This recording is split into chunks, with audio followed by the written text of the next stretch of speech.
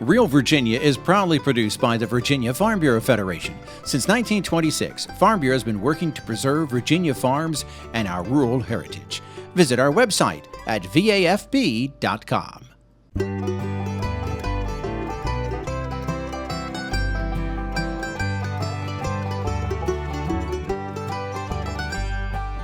Home will always be Virginia, between the Blue Ridge and Chesapeake Bay, Atlantic to Appalachia, home in my heart always.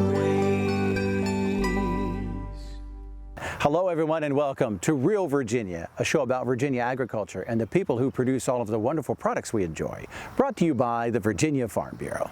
Hot weather is here, and so are Hanover tomatoes. We'll learn why some folks swear they're the best. Speaking of tomatoes, Chef Maxwell shows us how to make fresh tomato soup. No cans allowed. And we visit scenic Augusta County for this week's County Agricultural Close-Up. Welcome back to Real Virginia, everyone. This week we're coming to you from Hanover County, Virginia, and the Hanover County Vegetable Farm. Hanover tomatoes are considered delicacies across much of the state, and Burke Muller decided to find out why. Hanover County in central Virginia is famous for its abundant summer crops. Squash, cucumbers, and corn are summertime staples here. But it's the Hanover tomato that has people coming from all over the country to scoop up a bagful during the peak season. Depending on who you talk to, you can get all kinds of interpretations about what makes a Hanover tomato so special. But about the only thing everybody agrees on is that it comes down to what's in the soil. They said back many millions of years ago, when the volcanoes and everything were erupted, that in Hanover the ash somehow laid in Hanover, and tomatoes just love the ash. It gives them a different taste. The Sears family has been growing tomatoes and other crops for 3 generations, and he hopes the family tradition will continue. 2 of my sons work for me. They're the 4th generation, and we want to keep this going to the 5th generation. The taste of a Hanover tomato is a big factor in Sears' ability to keep the farm operating for his children and theirs, because you can't just get a tomato seed or plant from Hanover and grow it somewhere else. Many have tried. The Hanover tomato we get a lot of calls about, and people are looking for a specific variety, when in fact a Hanover tomato is just a tomato grown in Hanover County. So there's unique minerals and nutrients in the soils that make the Hanover tomato have the desired taste. So what is it in the soil then that makes it so good for growing tomatoes? We have sandy soil to the east of Interstate 95. Coastal plain soil seems to grow those tomatoes quite well. And that allows water to pass through and not to sit and be wet around the roots like a clayey soil would be. So that's a good thing. And most plants don't like a lot of soggy roots.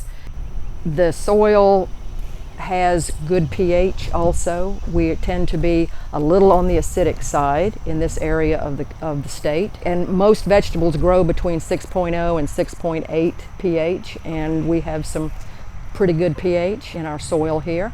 The fact that the pH is close to ideal means farmers don't have to add much to the soil to get the pH perfect. And the pH allows the tomatoes to take in all of the nutrients the soil here has to offer. And that's what pH does. It needs to give the plant a chance to take up all the macronutrients and the micronutrients in the soil. There would be some phosphorus, some potassium. Some of the micronutrients would be magnesium and calcium, very important. Bland also says the temperature in the summertime is ideal for growing tomatoes. Hot, dry weather with plenty of sunshine. You may not be able to grow a Hanover tomato anywhere else, but you can sure pick up as many as you like from farmers markets such as Pole Green Produce and other fresh food stores. In Hanover, Virginia, I'm Burke Muller reporting. Nothing says summer like a fresh Virginia tomato, and we grow a lot of them in the Old Dominion. Farmers raise tomatoes in the open on 870 farms covering more than 2,500 acres. The majority of those farms are smaller than an acre, so most tomatoes are sold on the fresh market or as part of a community-supported agriculture operation. Tomato season lasts from early summer into the early fall, and they're grown all across Virginia. They do particularly well in the sandy soils of the eastern Piedmont, southeastern Virginia, and on the eastern shore.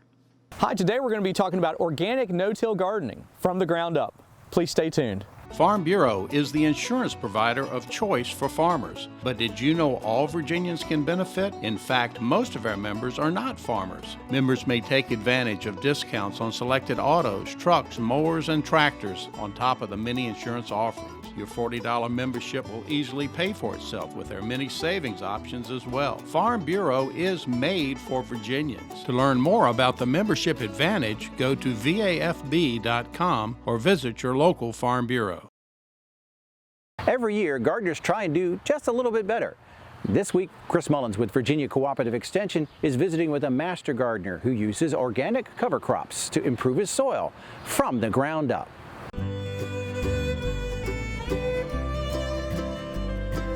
Today we're at Fauquier Education Farm in Warrenton, Virginia, and we're here with the Executive Director, Mr. Jim Hankins. Jim, you do a lot of work with organic production, and we're talking about no-till organic production here. What does that exactly mean?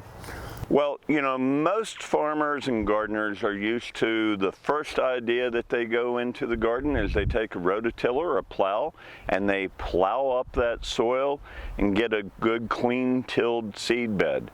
What I'm doing instead is planting cover crops and letting those cover crops be a primary source of nutrients for the garden. And I'm not plowing it under, I'm rolling it down on top of the surface and leaving it there. There's really no need to plow, and when I can reduce tillage, I'm going to build long-term soil health. So good soil health, and you're adding fertilization to the ground. Absolutely, a tremendous amount of nutrients. Most of my cover crops that I'm growing are a mix of a cereal grain and a legume. Okay. This right here, we planted in March. It's spring oats and field peas. You know, I've still got some of the field peas, but the oats have overgrown them and shaded them down. Right. I'm not harvesting anything here. This is green manure. I'm growing it to create more organic matter in the soil. Plus, it's also suppressing the weeds. Not only did the oats overshade the field peas, but the weeds are just, they can't compete with this. And they have a difficult time coming up through this dense mat of rolled down vegetation. So you actually roll it down with the machine? Yes, so roller crimper on the back of the tractor. In most places I've found that if I then come in with woven landscape fabric, I can have a completely weed-free garden, or 95% weed-free garden, and really increase production while I'm building the soil. Well, that's great. I'd love to see some of that ground cover you're talking about, maybe some of the crops that are growing on it. I've got some areas that we planted back in May that are much farther along than this.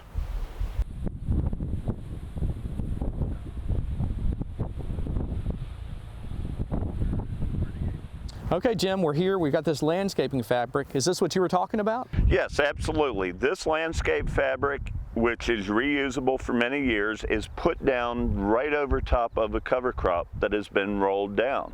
Okay. Now, this will eliminate most of the weeds, but I'm still getting the organic benefit of all of that layer of mulch underneath the ground cover. Yeah, and these plants look great. They're thriving in this. They're doing really well. This works. It's one of the biggest reasons why we do it a lot here. Now, for a home gardener, they're not going to be able to afford a roller crimper, and if you've got a small plot, you can raise that cover crop. I've had somebody talk about just going in with a weed eater. Okay. And if you're mindful of how you're laying the cover crop down so it's evenly dispersed over the ground and then covering it with this landscape fabric, you don't have to get out there with a rototiller. You could even go in with just hay or straw mulch if you can't grow the cover crop. Right. Cover it with this landscape fabric, and you're increasing the biodiversity in the soil, which is going to help the long-term your crop production. Makes lots of sense. You're keeping soil moisture evaporation down also. Yes. So there's lots of benefits from this. I can see it. We control nutrient management and moisture management. Well, excellent. Well, thank you so much for allowing us to come out and showing us what you're doing here today. We really appreciate it. You're always welcome. Well, for more information about organic no-till, you can search the internet for it or talk to your master gardener at your local county extension office. For From the Ground Up, I'm Chris Mullins. We'll see you next time. From the Ground Up is presented with the generous advice and assistance of Virginia Cooperative Extension. Visit their website at ext.vt.edu. There's no better time than tomato season to try making your own tomato soup. Chef John Maxwell shows us how next in the Heart of the Home. And now, a sneak peek into a day in the life of a Virginia dairy cow. They get their day started. They have some lunch. Get some exercise. Spend time with their friends. And then end their day with dairy sweet dreams. Real dairy, real life, real delicious. Tomato soup is the perfect cold weather comfort food, but Chef John Maxwell says summer is the perfect time to make it yourself with fresh Virginia tomatoes in the heart of the home.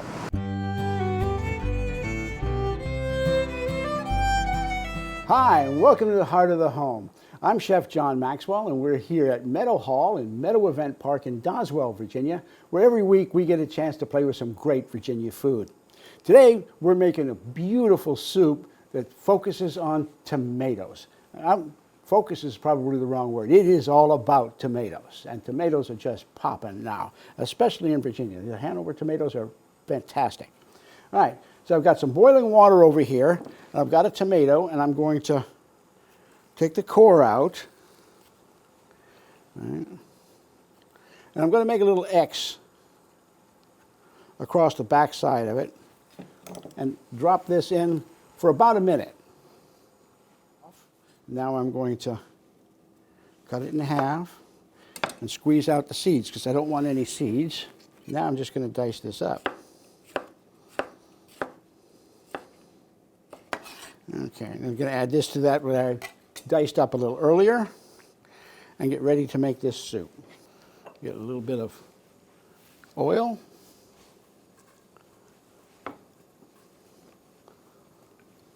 Put that down the bottom of the pot. Add some garlic. You can hear that singing. And some onions. Stir this around. You don't want this to brown. You want this to stay yellow, kind of clear. When it starts to clear, we're going to cool it down with some tomatoes and then drop the heat. We don't want to just drop the heat because the pan itself will stay hot. So we're going to drop the heat, but we're also going to add these cold diced tomatoes. Okay, there we are. And in comes those tomatoes.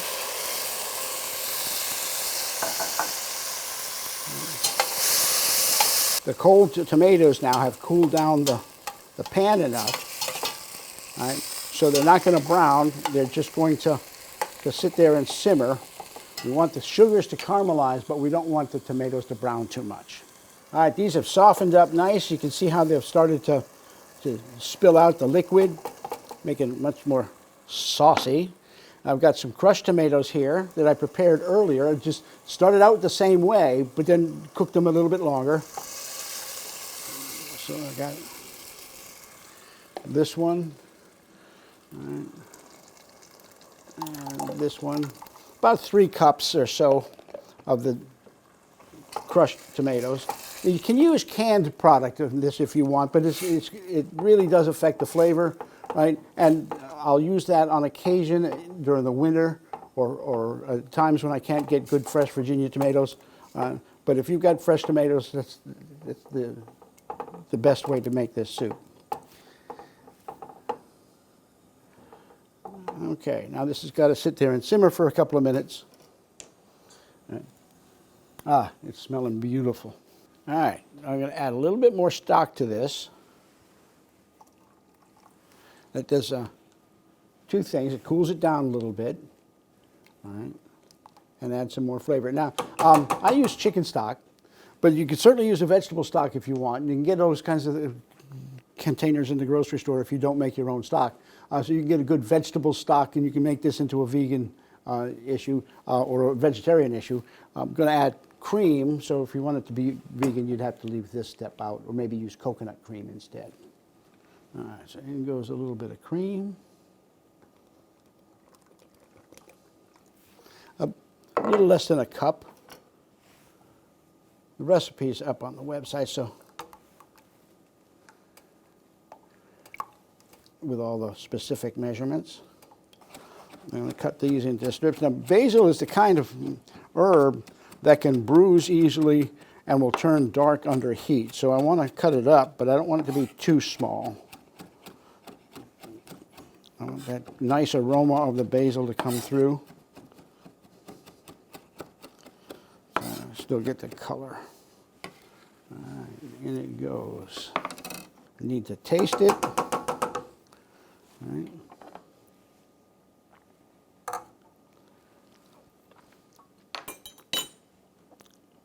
Oh yeah, it's wonderful. It needs a little bit of pepper and a little bit of salt. And we are all set for that. All right, this is pretty much done. All right, tasted it, adjusted it with some salt and pepper, and now I'm ready. So into this bowl it goes. Nice and thick and chunky. And beautiful soup. I'll take this here. I'm going to put a little bit of Parmesan cheese on here. And just a little piece of basil on the top to break up the color. And there we have it. Tomato and basil soup. Beautiful summertime soup. This can be served hot or cold. So join us next week on Heart of the Home, where we get to play with great Virginia food. Recipes from the heart of the home can be found on the Virginia Farm Bureau website at vafb.com, as well as on Chef Maxwell's website at chefjohnmaxwell.com. Fresh Virginia tomatoes are plentiful in the summer, but thanks to a growing greenhouse industry, you can buy them in the fall, spring, and winter too. 184 greenhouse operations raise Virginia tomatoes year-round, generating $8.4 million in sales. 5 years earlier, Virginia's greenhouse tomato sector was worth $1.8 million. The entire greenhouse industry has expanded in recent years. Berries, fruits, herbs, and other vegetables are all grown indoors these days as consumers demand more fresh and locally grown produce year-round.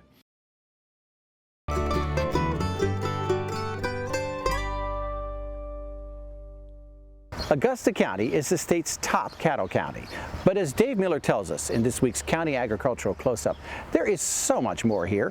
In fact, Augusta County is one of the state's top farming communities.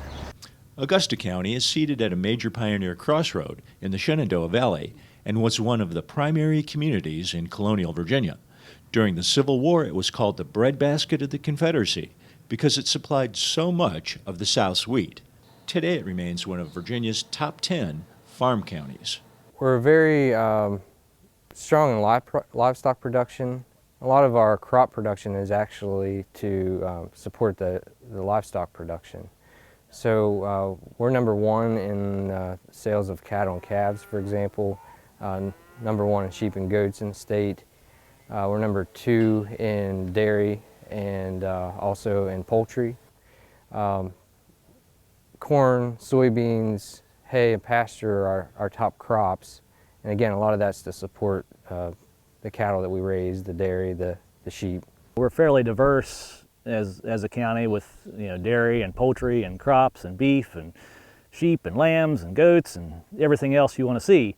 And a lot of smaller farms now catering direct to farm to table and other niche markets kind of thing. So I would say Augusta County is a fairly vibrant ag economy.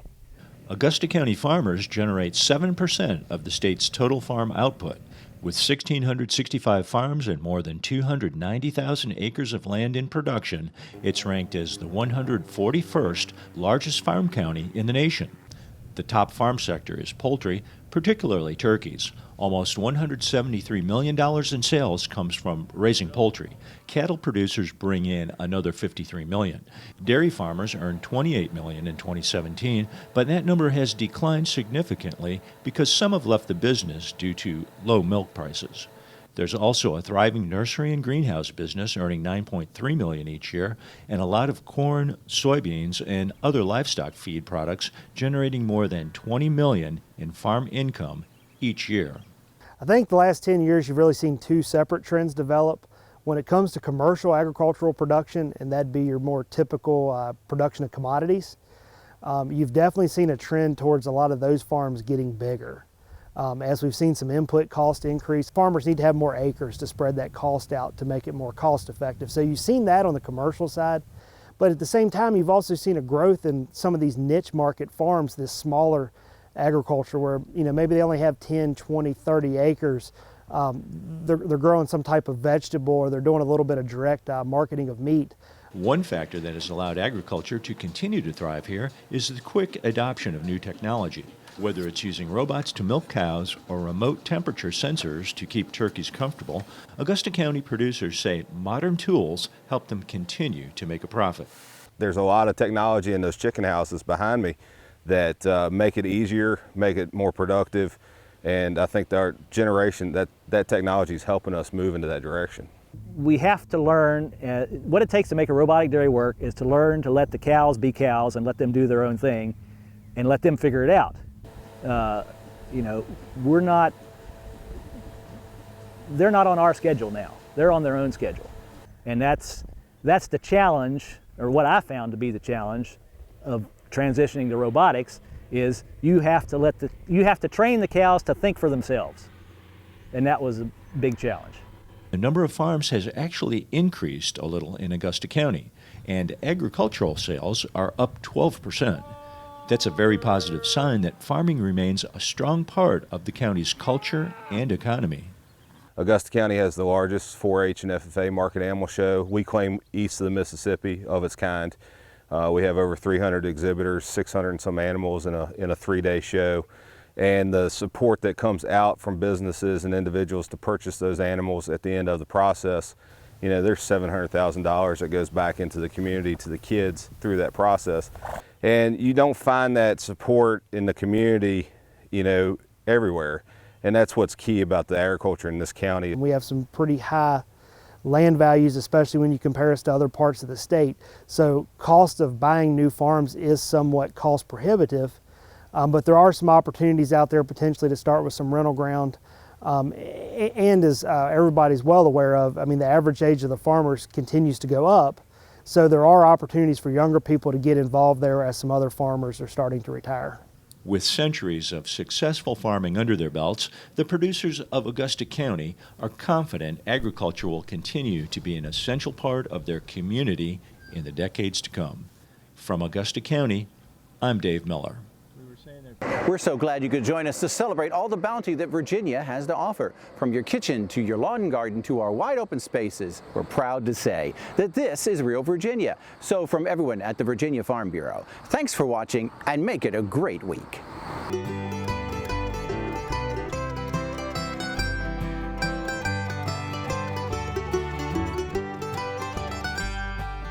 Home will always be Virginia, between the Blue Ridge and Chesapeake Bay, Atlantic to Appalachia, home in my heart always.